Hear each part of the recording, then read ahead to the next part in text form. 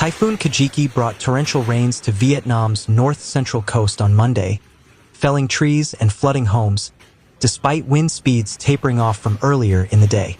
As of 9:00 GMT, Kajiki was on the coast of Nghe and Ha Tinh provinces, with wind speed easing to 118 to 133 kilometers per hour from as strong as 166 kilometers per hour, according to the country's weather agency.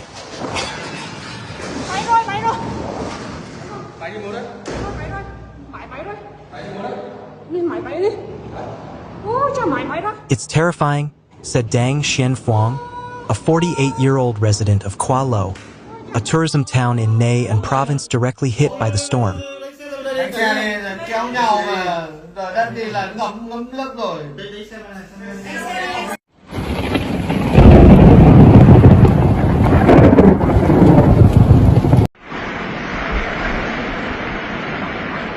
When I looked down from the higher floors, I could see waves as tall as 2 meters, and the water has flooded the roads around us, Phuong told Reuters. State media reports said power in several areas in Ha Tinh province had been cut off.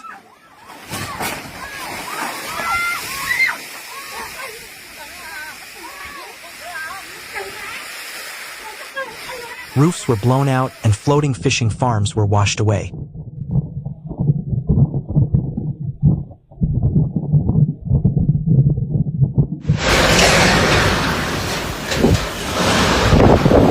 Vietnam had earlier shut airports, closed schools, and begun mass evacuations as it prepared for the most powerful storm so far this year.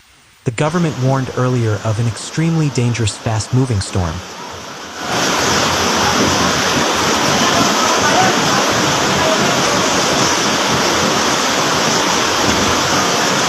Adding that Kajiki would bring heavy rains, flooding, and landslides. With a long coastline facing the South China Sea, Vietnam is prone to storms that are often deadly and trigger dangerous flooding and mudslides.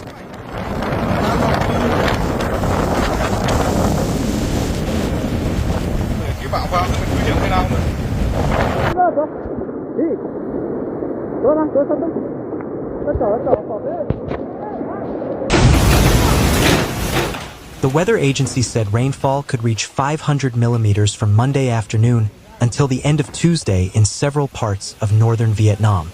The Vietnamese government said earlier on Monday about 30,000 people had been evacuated from coastal areas. More than 16,500 soldiers and 107,000 paramilitary personnel had been mobilized to help with the evacuation and stand by for search and rescue. 2 airports in Thanh Hoa and Quang Binh provinces were closed, according to the Civil Aviation Authority of Vietnam.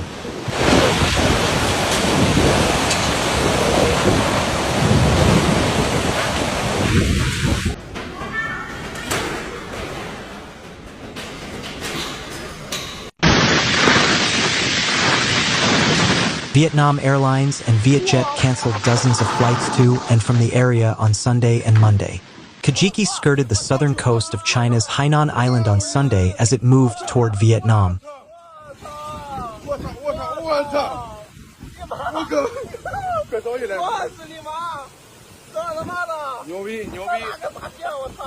Forcing Sanya City on the island to close businesses and public transport on Sunday. China's southernmost province downgraded its typhoon and emergency response alerts on Monday morning but warned of heavy rain and isolated storms in cities in the southern part of Hainan. Local media reported that many residents in Sanya, a popular holiday resort, had taken shelter from the storm in underground garages on Sunday evening. Some large trees were brought down, leaving roads strewn with broken branches by Monday morning, the report said.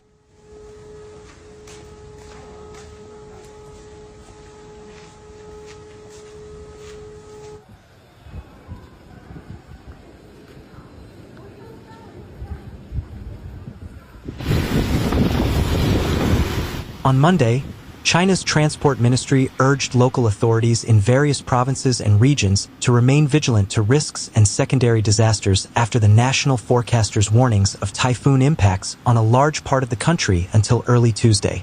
The areas include the southwest part of China, including Sichuan, Yunnan, and Guangxi, And the comprehensive warning also extended to as far as the country's northeastern provinces such as Heilongjiang and Jilin, which are close to the Koreas.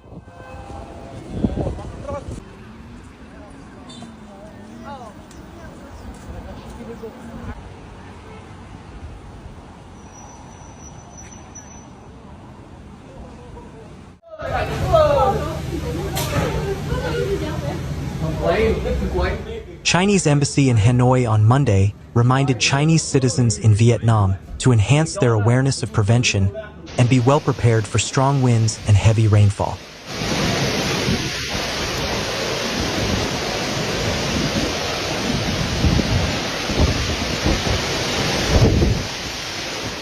Heavy rains and strong winds lashed Vietnam's central coast Monday, uprooting trees, destroying homes, shuttering airports, and spurring last-minute evacuations, as one of the most powerful typhoons in decades to hit the nation made landfall north of Da Nang.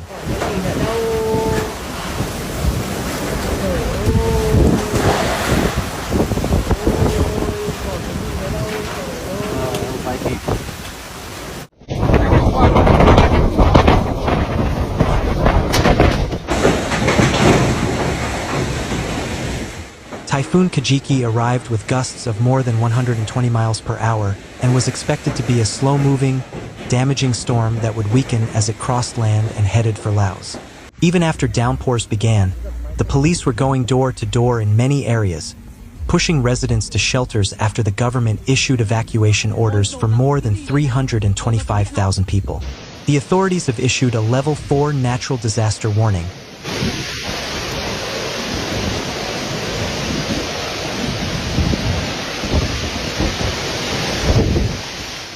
One notch below the country's most severe rating, for a roughly 250-mile stretch from Tan Hoa to Quang Tri in central Vietnam. Home to several million residents, the area also includes the country's largest oil refinery, one of Southeast Asia's biggest steel complexes, power plants, and a deep-sea port.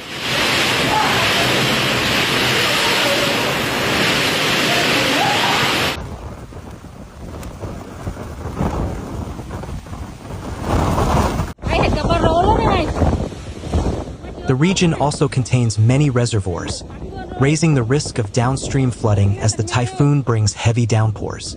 Ahead of the storm, officials began releasing water from some of the reservoirs to increase their holding capacity, but it was not clear whether that would be enough to protect villages in low-lying areas.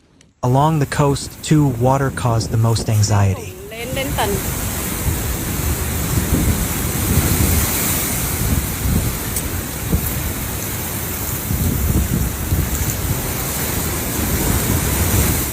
Footage on state media showed soldiers and local residents piling sandbags along beaches as the typhoon approached. The greatest risk is that seawater could breach sea dikes, causing widespread flooding, said Nguyen Hong Heap, the Deputy Minister of Agriculture and Environment, at a response meeting on Monday. He noted that the sea dike system in the storm's projected path was built for much weaker cyclones.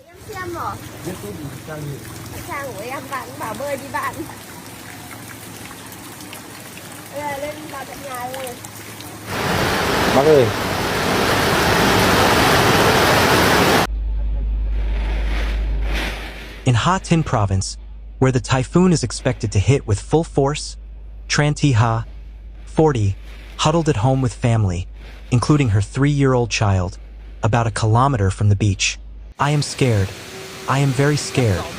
The house next to mine just had its tin roof blown off minutes ago, and that family had to move in with neighbors," she said by phone. "My house has a tile roof. I don't know if it can withstand the typhoon." On Sunday night, she stocked up at a wet market, 2 kilograms of dried fish, several winter melons, cabbage, and instant noodles to prepare her family for the storm. "I'll just stay indoors and pray," she said, as a child's voice could be heard in the background asking for milk. All around her, and across other provinces, the government has mobilized tens of thousands of soldiers to assist with evacuations and emergency relief.